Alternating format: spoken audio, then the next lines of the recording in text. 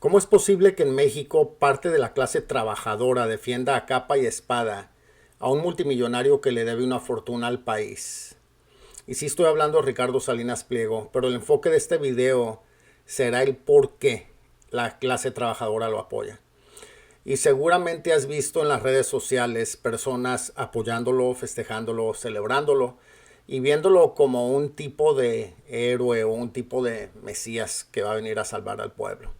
Mientras al mismo tiempo la gran mayoría del país lo ve como un símbolo de corrupción, de clasismo y abuso corporativo. Entonces, ¿por qué existe esta tan grande división? Y esto no es una crítica meramente superficial. Vamos a analizar desde la sociología y las ciencias políticas cómo funciona esta maquinaria psicológica para convencer que la gente trabajadora defienda a quienes se enriquecen a su costa. Y para entender a Salinas Pliego, primero hay que entender que él no es un caso único. Él aplica un manual global de manipulación que comparte con personajes como el Pato Donald en Estados Unidos, Bukele, Milei y otros. Y si analizamos su retórica, vemos un patrón idéntico de comunicación diseñado para polarizar. Por ejemplo, el Pato Donald inventó este concepto del pantano en Washington para atacar a las instituciones. Salinas Pliego inventó el término gobernícolas para deslegitimar a cualquiera que busque regular sus empresas.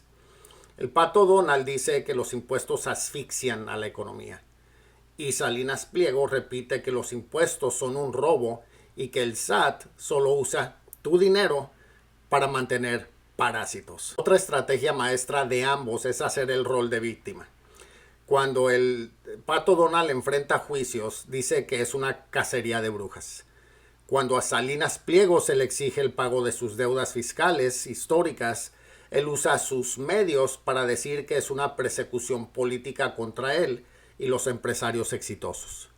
¿Cómo define Salinas Pliego exitoso? Es tema para otra conversación. Pero al final, los dos cacerías. También usan insultos directos y un lenguaje grosero, irrespetuoso en redes, y no porque sean auténticos, sino para construir un escudo humano digital. Hacen que el pueblo, a quien ellos mismos explotan, la clase trabajadora, pelee sus batallas en la sección de los comentarios, por ejemplo, y ellos solo miran desde arriba. Y la pregunta más importante, ¿por qué la gente les cree? Y aquí entra la sociología pura.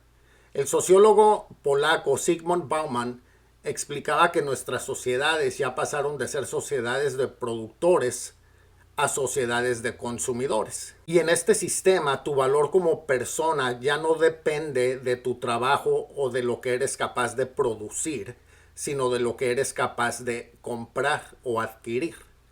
Y personajes como Salinas Pliego capitalizan esto perfectamente, por ejemplo, a través de Electra y de Banco Azteca. Al otorgar créditos de pagos chiquitos, aunque a grotescos altos intereses, a la población que la banca tradicional típicamente ha rechazado, no les está vendiendo solo una moto o una televisión. Les están vendiendo la ilusión de pertenecer a la sociedad de consumo. Y eso mismo destruye la conciencia de clase.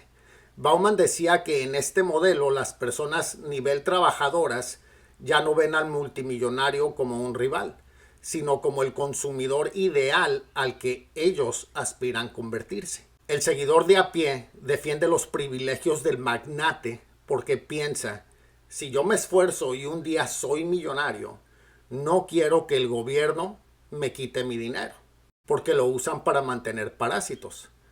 Por lo cual prefieren defender los intereses de la clase a la que aspiran pertenecer en lugar de los derechos de la clase a la que realmente pertenecen. Y ahora pongamos los datos sobre la mesa y pasemos a la realidad difícil o incómoda. Apoyar a este personaje es atentar directamente contra el bienestar de México.